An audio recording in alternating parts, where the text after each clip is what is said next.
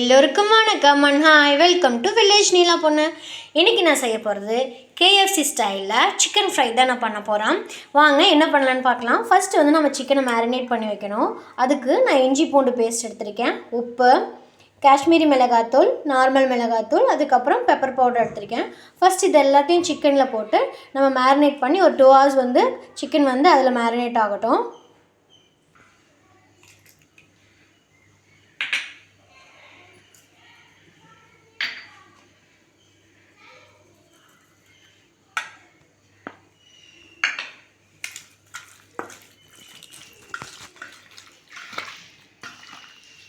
இப்போ இது கூட ஒரு 1/2 லெமனை பிழிஞ்சு விட்டுக்கோங்க.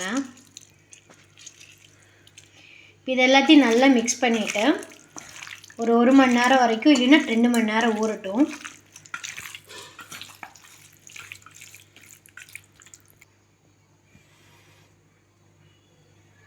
இப்போ சிக்கன் நல்லா ஒரு 1 மணி நேரம் மட்டும் மேரினேட் பண்ணிட்டோம். இப்போ வந்து நம்ம இதுக்கு கோட்டிங் கொடுத்து நம்ம ஃப்ரை பண்ண ஆரம்பிச்சிடலாம். நம்ம ஃபஸ்ட்டு இதுக்கு வந்து 2 முட்டை உடச்சி ஊற்றிக்கலாம்.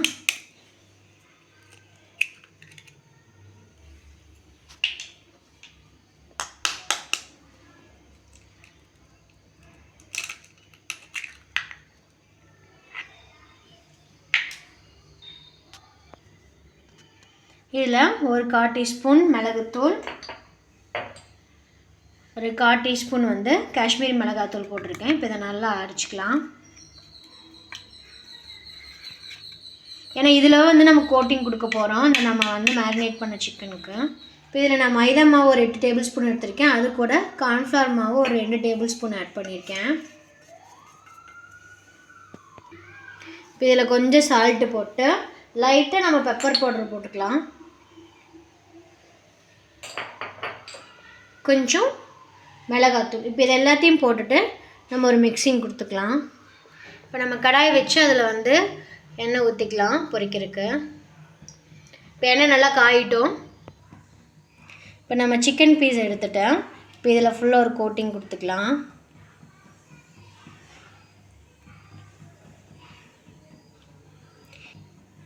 இப்போ இதிலேருந்து 2வது வந்து இந்த மாவில் போட்டுக்கலாம்.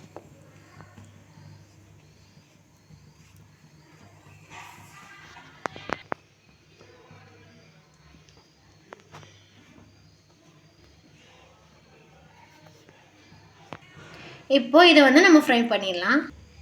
இப்போ எண்ணெய் ஹீட் ஆகிடுச்சு, நம்ம இதில் போட்டுடலாம். இதை வந்து லோ மீடியமில் வச்சு நல்லா வேக விடுங்க. ஹை மீடியமில் வச்சிங்கன்னா தீஞ்சு போயிடும். லோ மீடியமில் அடுப்பை வச்சுட்டு நல்லா கொஞ்சம் நேரம் வேகட்டும். அப்போ உள்ளேயும் நல்லா வேகும், மேலேயும் கிறிஸ்பியாக இருக்கும்.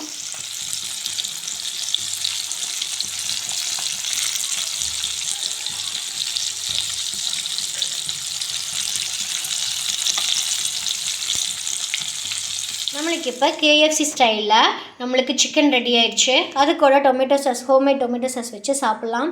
சூப்பராக இருக்கும். எல்லோரும் வீட்டில் செஞ்சு சாப்பிட்டு பாருங்கள். எப்படி இருந்துச்சுன்னு எனக்கு கமெண்ட்டில் சொல்லுங்கள். நம்ம சேனலை கண்டிப்பாக சப்ஸ்கிரைப் பண்ணிடுங்க, மறக்காமல் ஷேர் பண்ணிடுங்க. தேங்க்யூ.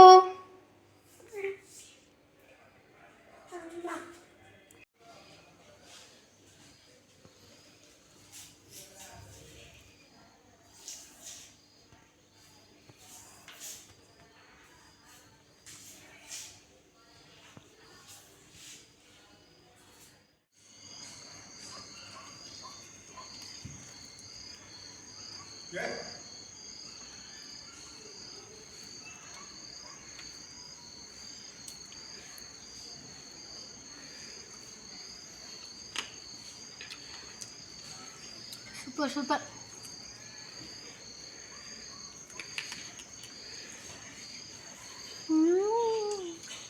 Yummy yummy. கண்டிப்பாக வீட்டில் செஞ்சு சாப்பிட்டு போடுங்க. பாய்.